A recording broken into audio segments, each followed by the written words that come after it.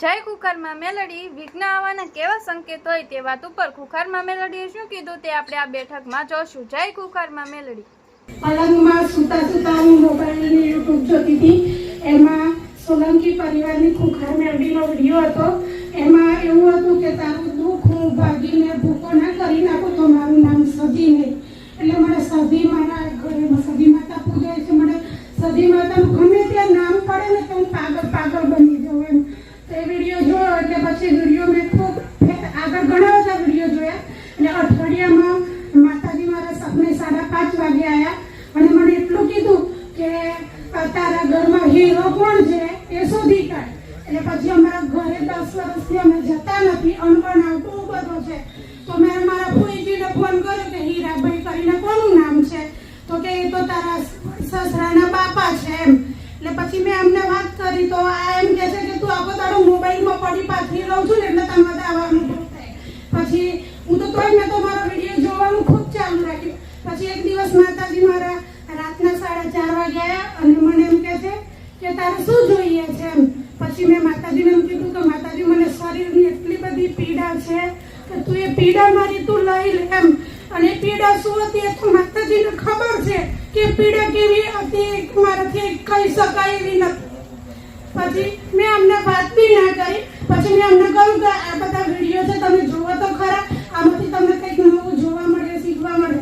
તો ગુસ્સો બહુ કરે. પછી એમને બી કંઈક થયું એટલે એમને જોવા લાગે એટલે એમને મેલડી માતા દેખાય કે 4 બાજુ ડુંગર અને વચ્ચે મેલડી માતાનો પ્રકાશ દેખાયો. પછી ફરી મને માતાજી સપનામાં આવ્યા તો મારા પપ્પાને ખૂબ પીડા છે હાથની હતી. એટલે મેં માતાજીને કગરીને રોજ કહ્યું કે માં તું મારા પપ્પાનું દુઃખ દૂર કર. તો 4:30 વાગે હનુમાનજીના રૂપમાં માતાજી આવ્યા અને એવું કીધું કે મંજુ કોણ છે? મેં કીધું મંજુ મારા સાસુ છે. તો કે લોહી કોનું પડે છે? મેં કીધું મારા પપ્પાનું પડે છે. તો તું સમજ આજથી તારા પપ્પાનું દુઃખ બંધ થઈ ગયું એમ. એટલે 25 વર્ષ પહેલા મારા પપ્પાનો એક્સિડન્ટ થઈ ગયો માતાજી. 4 વાર ઓપરેશન કરાયા તોય સક્સેસ ના ગયા. 5મી વાર ઓપરેશન કરાયું જે આખું ઓલ ઇન્ડિયા ફર્યા અને એમને પાટમાં નહોતું મળતું. એ પાટ મળે ડોક્ટરે ના પાડી કે કાકા તમારું ઓપરેશન શક્ય જ નથી. પણ માતાજી તમે ખુખાર મેલડી માતા મને અણસાર આપી દીધો હતો કે માં હું તારી જોડે છું પણ તારા પપ્પાને તું ઓપરેશન કરાવવા માટે મોકલ.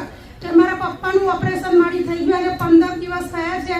દર્શન કરાવવા હું લઈને આવવાની છું પણ માતાજી મેં એવું કીધું કે મહિનો થઈ જાય પછી હું દર્શન કરાવવા લઈને હું આવીશમાં એવી મેં માનતા રાખેલી. હવે માતાજી થયું એવું કે ગયા રવિવારે મારા ઘરે ઓચિંતી એક ગાડી આવી. એક ગાડીમાંથી એક ભાઈ જે મેં તો ખુખાર મેલડી મારા દીકરાને જોયા નથી અને ગાડીમાંથી હું કપડાં ધોતી હતી બહાર અને ઉતર્યા તો સીધા મને આવીને એવું કહેવા લાગ્યા કે બેન તમે છાણ અને લાકડાનો ધૂપ કરજો, હજી આ રોગચાળો ઘટતો નથી એમ. પછી મેં કીધું સારું. તો મને કે તમે પૂનમ કરજો તો તમારા પતિનું સ્વાસ્થ્ય સારું રહે. પછી તો મેં મહારાજ ઘણી બધી વાર ઊભા રહ્યા. પછી મને તમારા માતાજીનો મને દીકરાનો એક ફોટો પેલા ગ્રુપમાંથી મળ્યો તો મેં મૂકી રાખ્યો હતો. તો મારી આ બેબી છે 12મા ધોરણમાં ભણે તે ભાઈને મેં ઘરે બેસાડે. માતાજીએ કીધું કે હું ગમે તે સ્વરૂપમાં ગમે તે જગ્યાએ હું આવી શકું છું. તો મારા બેબી એ ભાઈ બેઠેલા તો એમને જોવે અને ફોટાને જોવે તો હાથ ઉપર માતાજીના હાથ ઉપર ફોટામાં ઓમ છે તે ભાઈના હાથ પર ઓમ હતો. લાલ દોરો અને કાળો દોરો માતાજીના હાથમાં હતો તે ભાઈના હાથમાં પણ લાલ દોરો અને કાળો દોરો હતો. અને રવિવારે માંથી નહોતું અવાય. મારો જીવ ડરતો હતો કે મારાથી અવાય નથી મારા પપ્પાની સેવામાં પણ હું શું કરું એમ. એ જે ગાડી લઈને આવ્યા હતા તમે પહેલા તમે માતાજી દીકરાનો ફોટો જોયો નતો? તમે રવિવારે અહીં આવી શક્યા નતા એટલે જીવ બારતા એટલે રૂબરૂ સ્વરૂપમાં માતાજી ગાડી લઈને આવ્યા તમારા ઘેર. પાણી પણ પીધું અને પછી એ દીકરી બધું કહી દીધું. બસ એક વાર ખાલી માતાજી આગળ જો એટલે બધું કહી દઉં.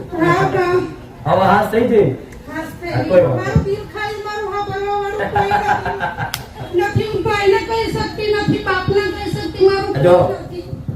આવું કઈક ના હોય કે માં મારું કેવું છે પણ કોઈ વાપરવા વાળું નહીં. પણ દેવી શક્તિ દરેક નું વાપરવા વાળી છે. એની કોઈ ચિંતા કરવાની જરૂર નથી. ભલે તે આટલા બધા શબ્દો કીધા પણ તારા ટૂંકા શબ્દોમાં હું માતા સમજી જાત કે તારે કેવું શું છે મારા પ્રત્યે. માતા એવું કહું છું તને સપનામાં દેવ નું બતાવ્યું તો હીરો બતાવ. હીરો કોણ છે? તો હીરો કોણ હતો? દાદા હતા. સપનામાં બતાવ્યું તું ને. સપનામાં બતાવ્યું તું હીરો કોણ છે એવું જ ને? હા માં. તમારા દાદા થાય. ભલે પપ્પાના પપ્પા ભલે કોઈ વાંધો નહીં. હવે જો તમને દેવ બતાવી દો, દેવના વ્યવહાર બતાવી દો, સીધી વાત બતાવી દો. એટલે બહુ આપણે બહુ લાંબુ ભરું નહીં કરું કેમ કે જો સમય ઓછો છે. બીજું શું તમે સમજુ છો, હું સીધી કહી દઈશ એટલે તમે અપનાવી લેશો. બરાબર? જો તમારા વડીલો ભુવાપણી વાળા હતા બધા. દોણા કરવા વાળા, મોઢવા નાખે, રમેર કરે, બરોબર? પેલું ફૂલે કુંડુલે બહુ ઉભા કરો, બધું ભુવાપણી એટલે બધું આવડતું એમને. બરાબર? હવે એ સમયગાળાથી તમારા દાડા એટલા બધા ચડતા દાડા હતા ને કે ગામમાં નોમ હતું. નોમ એટલે મૂસો રાખતા, વટથી ફરતા. પણ ધીરે ધીરે સમયગાળો એવો આવ્યો, બધું ભણવા મળ્યા, બધું રજવાડું હતું એ બધું જવા મળ્યું, જમીન હતું એ જતી રહી, જૂના ઘર જૂની જગ્યાઓ બધું વેચાતું. ધીરે ધીરે આ તમે જૂના ગોબડા બધું ઘરે છોડી દીધા છે. આ શું ખોટું? હકનું છે છતાં વાપરી નહીં શકતા. આવું છે ને? એનું મુખ્ય કારણ હોય ને તો તમારે રણછોડ ગણાતો. એ તો અમની પેઢીમાં માં કોઈને ખબર નથી. મને અરે બહુ જ મેળવવામાં તમે કોણ અમે 4 જણ સિવાય આગળ પાછળ પરિવારમાં ઘણા બધા છે. આમ કહીએ તો નથી એમ કહો. જો તો કોઈ વાંધો નહીં, હું સીધી વાત બતાવી દઉં. વિશ્વાસ છે મારા પ્રત્યે, તમારે કોઈ પ્રમાણ આવવાની જરૂર નહીં. હીરા સુધી પહોંચી જેવું હોય તો વિચાર ને હીરા સુધી પેઢીનું જે વસ્તુ બધી લઈ હેરતી આવીશ. પણ તમારા વડીલો આલી મેલું કરી સાથે કરી માતાઓ હતી છતાંય સ્મશાનમાં જ્યાં દોણા ગણ નાખે ને દોણા એટલે દોણા હાથો મોટી ગણી નાખે. એવા તમારા ભુવા હતા બધા.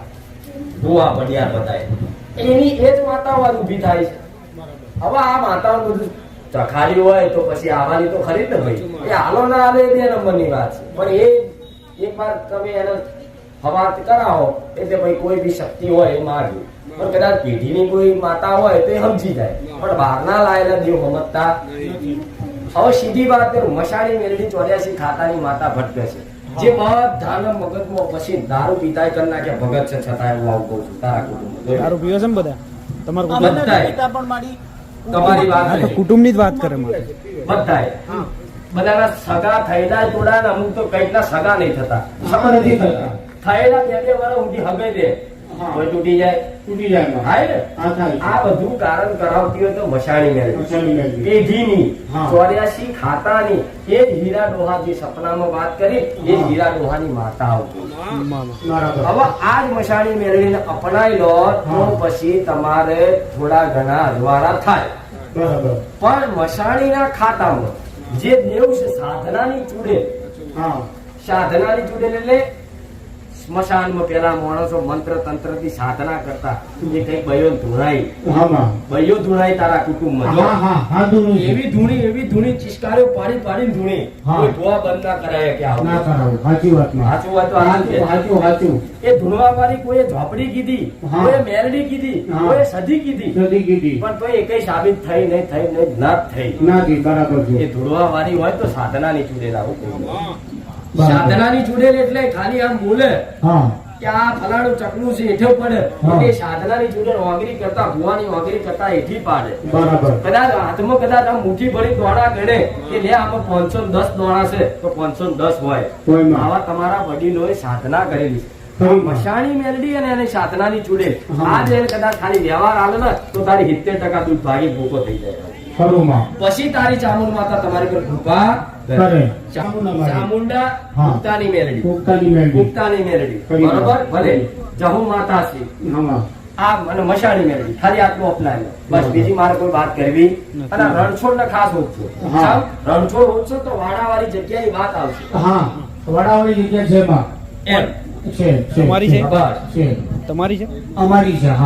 એ વાડાવાળી જગ્યાનો રણછોડનો ચેડો મળ્યો તો વાડાવાળી જગ્યાનો નેઠો મળી આવશે. બરાબર. વાડા હતા હવાડા એટલે પાણીના પેલા શું ભરે હોજ કે શું ને હા. એ વાડાની પાછળ જો હા. રસ્તો કાચો થતો હોય અત્યારે તો થોડું પાકું બાકું કરી ઘર બર બની જાય હા, તો હા. પેલા હા. ખુલ્લું હતું રસ્તો હતો ને પાછળ પેલા ઢોરો પાણી પીવે ને શું કે હા. મને આવડતું નહીં એવું ફવાડો. ફવાડો. આ એ અવાડા વાળી એ જગ્યા એક ડોશીની છે જગ્યા ડોશી, હા. ખબર છે મામા ખરી. હા લે તો તારી માતા છે કે ઉતાવળ તારા જ કહી દે ને તો કે ખરું માં. એ ભેંસો મોતા ને ભેંસો મારી નાખી આખી આખી સાચી વાત છે માં. લોહી પર તું વાંચરો હા. દૂધ આલે નહીં ટાઈમે અને પાડી આવવાની એ જગ્યા પાડા જ આવે જ્યાં પ્રીવિયસ હોય ને મારી તો એ 9મા મહિને મરી જતી કે હા. બૂમો કરી મરી જાય. સાચું ને હા. હાજી હમ તાજી હાજી, હા, તાજી. કમ્પ્લેટ હમ હો પેટ નું દૂધ આલે એવી 16 પેટનું દૂધ સેવા કરી હોય 9 મહિના તો એ બે દૂધ આલવા રહેલી એ મરી જાય. જોજો મારી વસ્તી બધા ભેંસો નહીં દોઈ હો પણ મને નોલેજ છે વાત સાચી માં, બિલકુલ 100%. સાચું ને સાચું માં.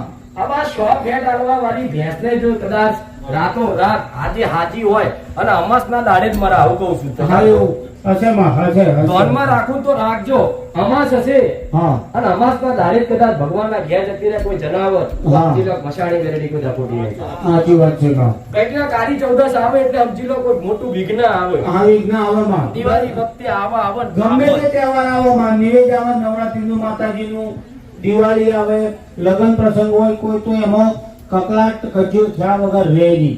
ભલે રામ.